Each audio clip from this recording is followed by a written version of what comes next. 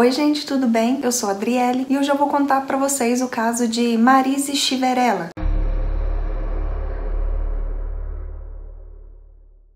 Marise Chiverella nasceu no dia 25 de novembro de 1954 em Hazleton, Pensilvânia, Estados Unidos, filha de Corman e Mary Chiverella. Ela era a única mulher entre 4 irmãos. O Corman era dono de uma mercearia que ficava ao lado da casa da família. Já a Mary tinha trabalhado em um moinho, porém depois de alguns anos, ela deixou o emprego para se dedicar à família e ajudar seu marido com a mercearia. Aliás, toda a família ajudava na mercearia. A Marise gostava mais de ajudar no balcão, recebendo dos clientes. Ela foi descrita como sendo quieta e doce. Tinha o sonho de se tornar freira e um de seus hobbies era tocar órgão. No dia 18 de março de 1964, a Marise, que a essa altura estava com 9 anos de idade, saiu de sua casa por volta das 8 horas da manhã para ir para a escola. Ela sempre ia para a escola com 2 dos seus irmãos que também estudavam lá, mas excepcionalmente nesse dia ela saiu um pouco mais cedo da sua casa porque estava muito animada e ansiosa porque teria uma feira na escola e ela presentearia a sua professora com 2 latas de frutas. Seus irmãos saíram da casa da família apenas alguns minutos depois que ela saiu,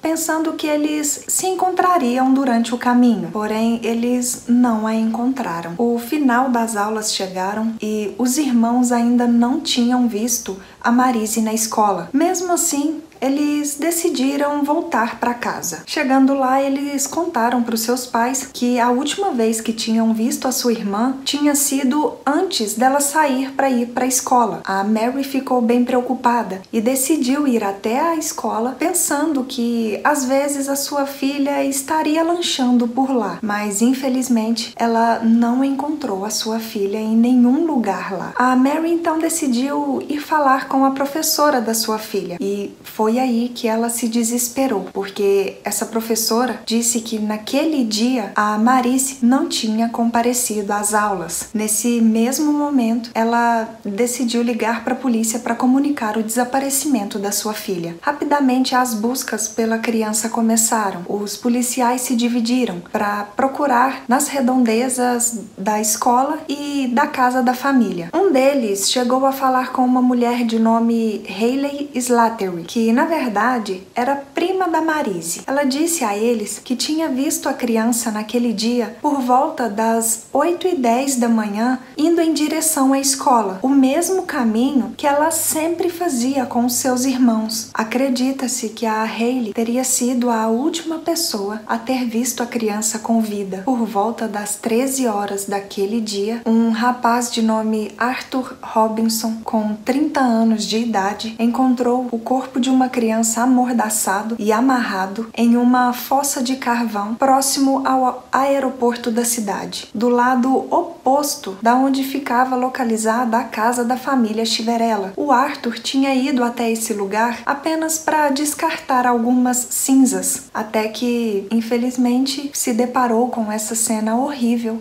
e chamou a polícia. Não demorou muito para que os policiais e a família da criança desaparecida chegassem nesse lugar. E, infelizmente, a Mary e o Corman identificaram esse corpo como sendo o corpo da sua filha, o corpo da Marise. Todos os pertences da criança, inclusive as 2 latas de frutas que ela iria dar para sua professora naquele dia, foram encontrados espalhados próximos ao corpo. O corpo, então, foi levado para fazerem uma autópsia e todos os pertences foram guardados. A autópsia determinou que a criança tinha sido violada e a causa da morte teria sido estrangulamento. Todos na região ficaram chocados com a brutalidade desse caso e rapidamente os policiais começaram as investigações para descobrir quem tinha cometido esse crime. Porém, não havia muito o que investigar. Nenhuma imagem de vigilância, ninguém se apresentou com alguma pista e estamos falando de 1954. Nessa época, não existia tecnologia que ajudasse a solucionar casos criminais analisando as roupas e os pertences da Marise, que tinham sido encontrados junto ao corpo. Apesar dos esforços dos policiais, nada foi encontrado e o caso foi arquivado. Até que, em 2007, o Laboratório de DNA do Estado resolveu analisar os pertences da Marise, que, por muita sorte, tinham sido armazenados corretamente. E foi encontrado uma amostra de DNA que não era da criança em sua blusa. E com essa amostra foi possível desenvolver o perfil de DNA do suspeito. Mas, infelizmente, a pesquisa no banco de dados da polícia com esse DNA não retornou com nenhuma correspondência. Mas os policiais não desistiram. A partir daí, todos os meses, eles colocavam essa amostra de DNA no banco de dados da polícia para fazer a comparação com novos criminosos registrados. Em 2019, com a ajuda de um outro laboratório de DNA, esse perfil foi colocado em um banco de dados genealógico. Com isso, a polícia conseguiu a sua primeira correspondência genealógica positiva. Era um parente bem distante, possivelmente um primo de sexto grau do criminoso. Em 2020, o genealogista Eric Schubert contactou a polícia oferecendo para ajudar gratuitamente e emprestar o seu conjunto de habilidades únicas para rastrear a árvore genealógica desse perfil de DNA, para tentar localizar o criminoso. Não demorou muito para que o Eric enviasse para a polícia o nome de vários parentes desse criminoso. O complicado é que essas pessoas estavam espalhadas por todo o país, mas os policiais não desistiram. Eles então começaram a interrogar essas pessoas e a sorte foi que praticamente todas elas se comoveram com esse caso e se colocaram à disposição para ajudar. Depois de compararem vários DNAs, os policiais chegaram a um suspeito de nome James Paul Forte. Na época em que esse crime aconteceu, ele tinha 22 anos de idade e cerca de 20 anos após esse crime ter acontecido, em 1974, ele foi preso pela primeira vez acusado de agressão agravada e cumpriu pena de 1 ano de liberdade condicional. Em 1978, ele voltou a ser preso, só que dessa vez acusado de ameaça e assédio de forma imprudente. O seu DNA estava no sistema da polícia, mas não se sabe o porquê ele não foi identificado anteriormente. Ele nunca tinha sido suspeito no passado por ter cometido esse crime. Ele faleceu de causas naturais, possivelmente um ataque cardíaco, em 1980, com 48 anos de idade. Para confirmar essa suspeita, em janeiro de 2022, o corpo do James foi exumado para que os investigadores pudessem coletar uma amostra do seu DNA para comparar com o DNA encontrado na blusa da Marise. E em fevereiro de 2022, cerca de 68 anos após esse crime ter acontecido, foi divulgado que o DNA do James era compatível com o DNA da pessoa que tinha cometido esse crime. Bom, como ele já não estava mais entre nós quando descobriram que era ele que tinha tirado a vida da Marise, nunca saberemos como tudo aconteceu e o porquê ele fez isso. A polícia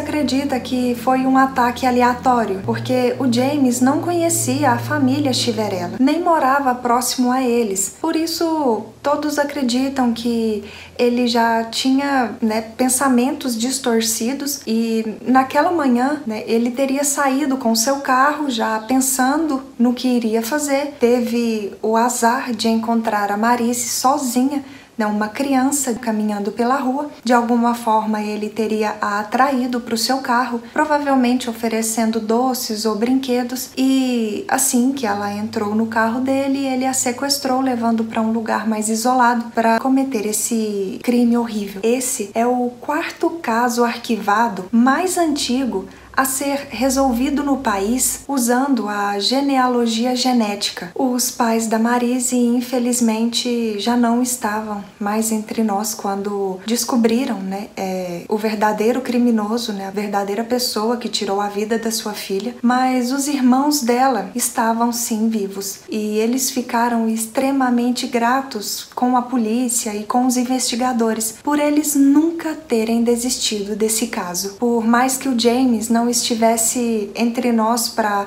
poder pagar pelo seu crime, ainda bem que a tecnologia vem avançando cada vez mais para que casos como esse, casos antigos, possam ser solucionados. Comentem aqui embaixo o que vocês acharam desse caso. Espero que tenham gostado de mais esse vídeo aqui no canal. Se ainda não é inscrito, não se esqueçam de se inscreverem, de deixar o like e compartilhar com mais pessoas que também gostam desse tipo de conteúdo. E até o próximo vídeo. Tchau!